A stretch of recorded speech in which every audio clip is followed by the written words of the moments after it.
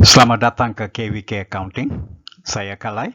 Dalam video pengajaran ini, saya akan memperkenalkan analisa cost volume untung dengan merujuk kepada maksud, kaedah analisis titik pulang modal, konsep margin caruman dan juga andaian dan limitasi kaedah titik pulang modal.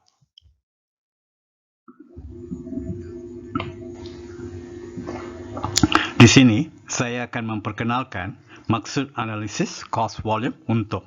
Pada mulanya, saya ingin merujuk kepada rumus yang anda sudah tahu, iaitu rumus untuk mencari untung. Untung adalah bersamaan dengan jualan tolak kos. Macam mana kita dapatkan jumlah jualan? Unit jualan darab dengan harga jualan seunit. Jumlah kos pula terdiri daripada jumlah kos berubah campur dengan kos tetap. Oleh kerana kos berubah akan berubah dengan tingkat aktiviti, untuk mendapatkan jumlah kos berubah pada tahap unit jualan, kita perlu darab unit jualan dengan kos berubah seunit bagi mendapatkan jumlah kos berubah pada tingkat aktiviti jualan tersebut. Dalam rumus ini, anda telah lihat perhubungan antara kos berubah dan kos tetap, volume yang merujuk kepada unit jualan, dan untung yang bergantung kepada jumlah jualan dan jumlah kos. Jadi, apabila anda menggunakan komponen-komponen ini, itulah yang dikatakan sebagai analisis cost volume untung. SIMA mendefinisikan analisis cost volume untung ini sebagai satu kajian mengenai kesan-kesan terhadap keuntungan masa hadapan apabila berlaku perubahan dalam kos tetap, kos berubah, harga jualan, kuantiti dan campuran jualan. Secara umumnya, anda boleh gunakan analisis cost volume untung ini untuk tujuan perancangan, kawalan dan pembuatan keputusan. Bagaimana kita gunakan analisis cost volume untung ini? Ini adalah kepentingan analisis cost volume untung kepada pihak pengurusan. Sebenarnya ada banyak. Di sini saya senaraikan beberapa. Yang pertama, kita nak tahu berapakah unit yang perlu dijual supaya kita tak rugi, tak untung. Ini sebenarnya adalah untuk mengetahui unit titik pulang modal. Yang kedua, katakan kita perlukan satu amount untung, berapakah unit yang perlu dijual untuk mendapatkan untung yang kita sasarkan? Yang ketiga, katakan kita jual beberapa jenis produk mengikut satu campuran jualan. Jika kita ubah campuran jualan tersebut, apakah kesan terhadap keuntungan kita? Yang keempat, katakan kita ubahkan harga jualan seunit, apakah kesan terhadap keuntungan kita? Yang kelima, berapakah keuntungan kita pada satu tingkat jualan? Yang keenam, apakah kesan terhadap titik pulang modal jika kita ubahkan kos tetap seperti membeli mesin baru atau kempen pengiklanan yang baru atau kos berubah diubah seperti menjadikan proses pengeluaran lebih berotomasi? Dan akhir sekali, kesan terhadap keuntungan dan titik pulang modal jika memulakan kempen baru untuk mempromosikan produk.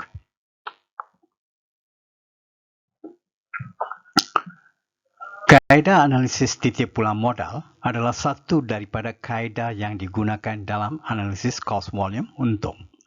Analisis ini merujuk kepada aktiviti mengira unit jualan atau jumlah jualan yang diperlukan untuk mencapai keuntungan sifar, iaitu satu tahap di mana tiada untung atau rugi. Ini adalah definisi yang diberikan oleh SIMA, iaitu satu tingkat aktiviti di mana tiada untung atau rugi. Ini berarti pada tingkat aktiviti ini, jumlah jualan adalah sama dengan jumlah kos. Satu perkara yang penting dalam proses pengiraan titik pulang modal adalah semua kos perlu dikategorikan kepada kos berubah dan kos tetap. Jika ada kos campuran ini juga perlu diasingkan. Anda telah belajar cara-cara pengasingan kepada pengasingan kos kepada kos berubah dan kos tetap dalam topik yang pertama, gelagat kos.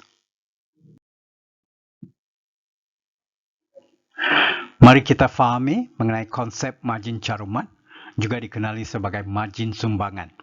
In English, it is called contribution margin. Konsep ini adalah satu konsep yang penting dalam pengekosan marginal. Analisis cost volume untuk mengamalkan kaedah pengekosan marginal bagi mencapai tujuan perancangan, kawalan dan pembuatan keputusan. Pada asasnya, margin caruman adalah jualan tolak kos berubah. Margin caruman adalah baki yang ada untuk membiayai kos tetap dan lebihan margin caruman adalah untung perniagaan. Anda tahu bahawa kos tetap adalah tetap, jadi untung dapat dipertingkatkan jika kita meningkatkan margin caruman. Untuk meningkatkan margin caruman, anda perlu lihat kepada komponen margin caruman, iaitu jualan dan kos berubah. Dengan ini, margin caruman dapat ditingkatkan apabila kita naikkan jumlah jualan dan kurangkan jumlah kos berubah. Ada banyak cara untuk berbuat demikian. Inilah apa yang dibuat oleh usahawan dalam praktis. Untuk pembelajaran kita, cara untuk meningkatkan jumlah jualan dan mengurangkan jumlah kos berubah adalah tidak penting. Apa yang penting sebagai seorang accountant adalah apakah kesan atas untung, volume, kos, jualan jika pihak pengurusan menggunakan cara-cara tertentu. Rumus margin caruman diberikan dalam slide ini.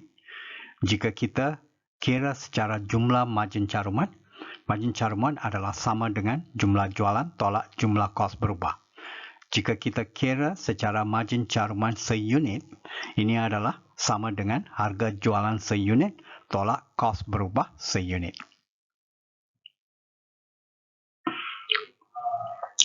Dalam slide ini, saya bincangkan mengenai konsep nisbah margin caruman. Margin caruman juga boleh dikirakan mengikut nisbah kerana dengan mengkaji nisbah, kita dapat memerhatikan beberapa implikasi yang mungkin wujud dalam perniagaan. Pertamanya, nisbah margin caruman yang tinggi mungkin menunjukkan bahawa perniagaan mempunyai premium harga jualan yang telah diperoleh melalui inovasi, kualiti, servis atau dari faktor-faktor lain. Kedua, nisbah margin caruman tinggi juga boleh menunjukkan kepada keupayaan perniagaan mengawal kos berubah secara cekap. Ini boleh dicapai melalui pengurangan pembaziran, kerosakan dan sebagainya. Ketiga, perniagaan boleh mendapatkan sumber bahan mentah dan buruh langsung pada harga yang terendah. Ini mungkin kerana reputasinya, belian secara pukal atau kemahiran menawar harga secara baik.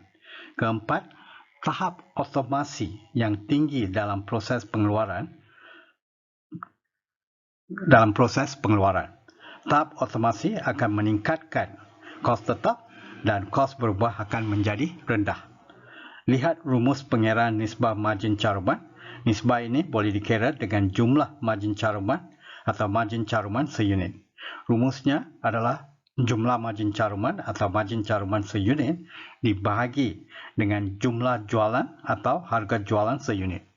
Jika soalan memberikan nisbah kos berubah, maka nisbah margin caruman adalah 1 tolak nisbah kos berubah. Nisbah kos berubah adalah bersamaan dengan kos berubah dibahagi dengan jualan. Mari kita lihat kepada satu contoh soalan yang mudah untuk memahami pengiraan margin caruman dan nisbah margin caruman. Soalan ini telah memberikan jumlah jualan, jumlah kos berubah dan kos tetap serta harga jualan seunit. Kita dikehendaki mencari margin caruman seunit, jumlah margin caruman dan nisbah margin caruman. Slide berikutnya menunjukkan pengiraan dan jawapan bagi keperluan soalan ini. Untuk mencari margin caruman seunit, kita boleh guna dua pendekatan. Satu, kita ambil harga jualan seunit ditolak dengan kos berubah seunit. Atau kedua, kita ambil jumlah margin caruman dan dibagikan dengan unit jualan. Katakan kita nak gunakan pendekatan pertama. Maklumat yang diperlukan adalah harga jualan seunit. Ini sudah diberikan sebanyak RM12 seunit. Kos berubah seunit. Maklumat ini tidak diberikan. Hanya jumlah kos berubah diberikan. Untuk mencari kos berubah seunit, kita perlu ambil jumlah kos berubah dibagikan dengan unit jualan. Unit jualan tidak diberikan, tetapi unit jualan boleh dicari dengan mengambil jumlah jualan dibagi dengan harga jualan seunit. Lihat pengiraan yang ditunjukkan dalam slide jawapan ini untuk mendapatkan margin caruman seunit. Jumlah margin caruman boleh dicari dengan mudah kerana jumlah jualan dan jumlah kos berubah yang diperlukan dalam pengiraan telah diberikan secara direct. Nisbah margin caruman pula boleh dikira secara mudah kerana kita sudah ada maklumat jumlah margin caruman atau margin caruman seunit dan maklumat jumlah jualan atau harga jualan seunit. Lihat pengiraan yang diberikan dalam slide ini.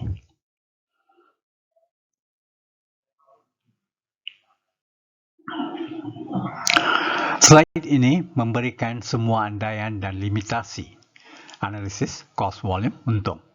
Mari kita lihat kepada andaian terdahulu. Yang pertama, harga jualan dan kos tetap adalah malar. Jadi kita andaikan bahawa harga jualan tidak berubah dan kos tetap itu sama. Tidak ada perubahan. Yang kedua, kos berubah adalah linear. Linear itu artinya garis lurus dan ataupun berubah secara berkadaran yang sama, dan kos berubah seunit adalah malar, iaitu sama. Yang ketiga, volume jualan boleh dianggarkan secara kepastian. Yang keempat, unit keluaran sama dengan unit jualan. Dan yang kelima, semua kos boleh diasingkan kepada kos berubah dan kos tetap.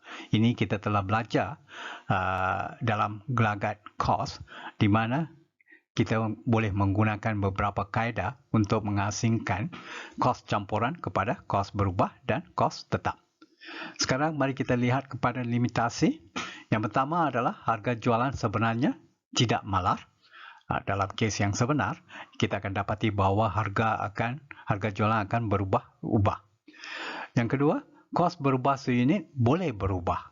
Kita juga kos berubah seunit kerana ada kalanya apabila kita punya volume pengeluaran adalah lebih tinggi, kos berubah akan menjadi kurang.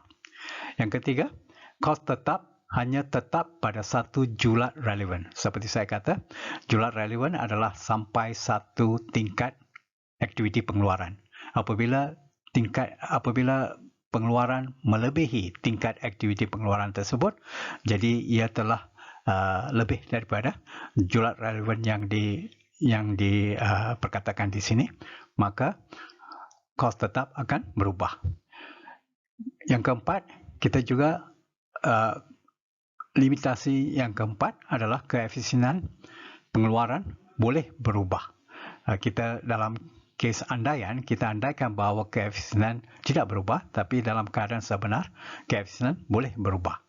Dan kelima, pengasingan kos adalah sukar. Kita andaikan bahawa semua kos boleh diasingkan kepada kos berubah dan kos tetap, tetapi dalam keadaan sebenar, pengasingan kos ini adalah sukar. Dan kalau kita asingkan pun, ia adalah tidak tepat. Dalam limitasi yang keenam adalah faktor-faktor lain boleh mempengaruhi kos seperti teknologi. Ada banyak faktor lain. Satu daripadanya adalah teknologi. Teknologi boleh memberi kesan kepada kos berubah dan juga kos tetap. Fahamkan andaian dan limitasi ini, kerana kebanyakan daripada soalan-soalan teori akan menanya mengenai andaian dan limitasi. Layarilah laman web www.kvk-accounting.com untuk nota dan latihan. Sekian, terima kasih.